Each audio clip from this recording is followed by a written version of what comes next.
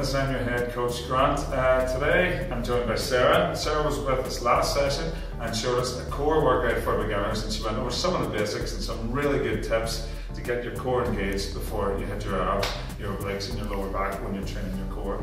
This week she's going to do a bit of an intermediate version of that, so she's going to step it up a gear and do some more work with it. It's slightly more advanced as a natural progression on from the first session that she did. Is that right, Sarah? Yeah, that's right. So what we're going to do is, again, we're going to break it down into 4 sections of the core: upper abdominals, lower abdominals, obliques at the side, and lower back. So we're going to take you through 4 exercises now, and hope you enjoy. That's great, let's do it. Okay guys, so last session we looked at how to do a standard ab crunch. We looked at the beginner's version and how you can build up the abdominal muscles. We all know how then you can take it back from just doing a flat back. So I want to show you a different version, one that you can do at home and then one that you can do at the gym. So we're going to do with Grant today, we're going to do a weighted ab crunch. So all you need simply is to have a freestanding cable machine, and if you can, a rope or 2 handles that are easily just brought around. So what I want Grant to do is he's going to bring it round by the head, tuck it in underneath the shoulder blades. Now this is a good workout just to get the legs going as well. So he's going to soften the knees, he's getting in a good strong stance there, and he's bracing his core. So I want you just to crunch down for me then, Grant. So you see as Grant is, I'm just back on up, that's it. So you see as he's doing just that 2-2 motion, just nice and controlled, back on up. If you can continue that on for me, Grant. So you can see now, you can either do an option where you're doing it completely freestanding, so it doesn't have his back or his glutes just touching the back bar. So he's got a version there, or you can do it if you have a freestanding cable machine that you can't press just your glutes just against and give you that slight bit of support. That's the other option, and then you can obviously just increase the weight as you get stronger. Okay guys, so this is another version of the ab crunch. We've shown you an ab crunch that you can do in the gym. Now I'm going to show you one that you could do at home with add on a little bit more weight. And again, if you have a little bit of equipment at home, that would be ideal. If you have anything, kettlebell I find is the best because you have so much diversity with it. Kettlebell, a dumbbell that you've bought, medicine ball, any type of equipment where you can add on a bit of weight. The same as in the gym, to add on more strength, you can obviously increase your weight. What I'm going to get Grant to do here is he's going to do a set ab crunch for me, but reach up with the kettlebell up into the sky. So if you can give me a wee bit more height then. Okay. So I want him to ab crunch right up. See the way he's resting his head each time, so he's not straining his neck. And as he crunches up, I'm also getting him to look up into the ceiling. So that again stops him from bending his neck. That's a really, really important thing whenever you're doing the ab crunch. And you feel that just below your rib cage. Should I just round down? Yeah. Okay, he feels that just below the rib cage. He does not feel that in the neck, and that's the essential thing that we want to do. So this is your set standard ab crunch. What I want you to do, just so you can also then start to begin if Grant comes up, you can increase and introduce a hold. So if you come right up there, Grant, holding for a few seconds and then back down. It just engages that, it has a little bit more just on those upper abs. So guys, we're moving on now onto the obliques. So just as we were doing previously for the upper abdominals, you can use either a cable machine. We're going to just use a resistance band today just to show you again a little bit of diversity. If you have somewhere just to hang that off comfortably in house, that's a completely stable surface. So we're going to do a standing oblique twist. So the aim of this here, I'll give you a little bit of technique. You want to feel a squeeze here right in the side of the obliques. So feet just hip width apart. The important thing for this is you want to keep your arms nice and straight. Now use the arms to bring this down and then back up. As you can see, just a few further teaching points. I release my heel so they do not twist. So your feet aren't staying too static and you're not twisting and turning on your knees. You're simply just bringing this down and squeezing in with the obliques. So as I'm going to do this, let Grant demonstrate here, and I want to walk you through another couple of teaching points. So Grant, if you get your feet hip width apart, nice straight arms. As you bring this down again, I want you to make sure that palm of the hand comes down and going in a nice diagonal version. So bring yourself down, back up. And just if you can, just try to go a little bit deeper. So this is where you can start to increase your range of movement to hit further on the obliques. Bring that right down there for me, Grant. So you can see as he's releasing his heels, no pressure on the knees whatsoever. Bring that right down.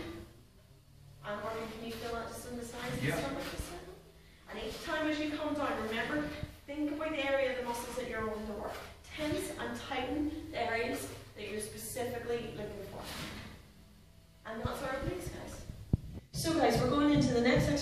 the obliques.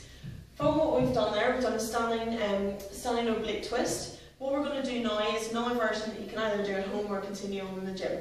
So you've got a Russian twist. Today what we're going to use is kettlebell. I'm going to show you just a simplified version. If you're ever feeling a little less or a little bit more tired and you're not able to use this straight into the weight, what I would like you to do is do this just solely with the hands.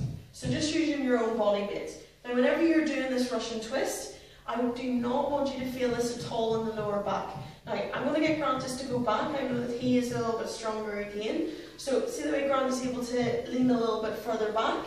Okay, if you just relax there, Grant, for me. So what we're going to do now is introduce the weight into it.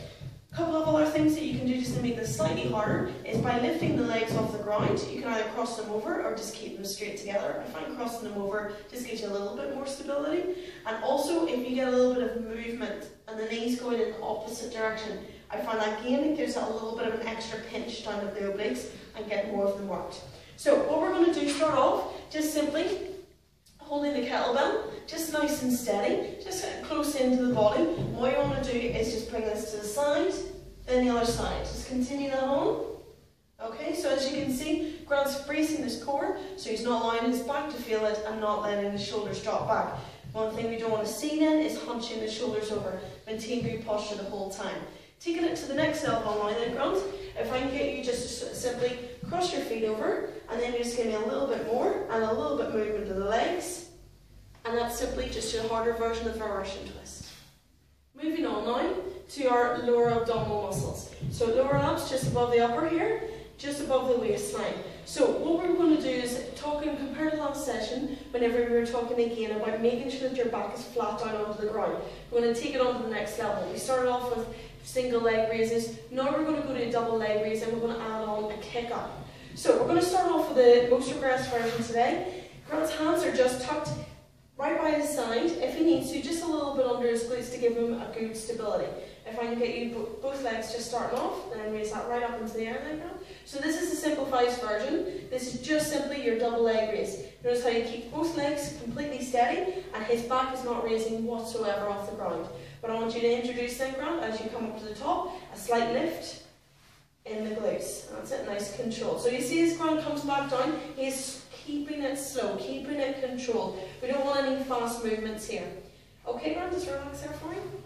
So that's the first step up. So where you've got that little hip lift. You want the hips to come almost just above the actual level of the hips there.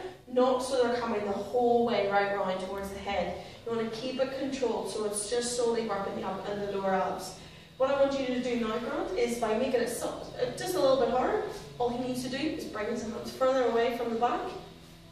And let's go again, Grant. Give me 3 of those. So as you can see there, this is a big test now. As he brings those legs back down, he is not letting that back lift. Excellent. Last one. Super. And just relax. So that's a version then, guys, of what you can do. Next step up. Back's not lifting. Now, it's okay if you get the very slightest little arch. That's absolutely fine, as long as you do not feel that in the lower back. If you feel that at all in the lower back, regress back to the first exercise. Even as you're doing your set, if you need to, regress back just to finish off the last few reps. If you want to feel a wee bit more of your lower abs, but not at all in the back. Final version, what I'm going to get Grant to do, he's going to hold his hands up. So he has no support of his hands whatsoever. He is solely just going to use his core to maintain his back on the ground. So if you can give me that little leg lift and double leg raise and that little kick up.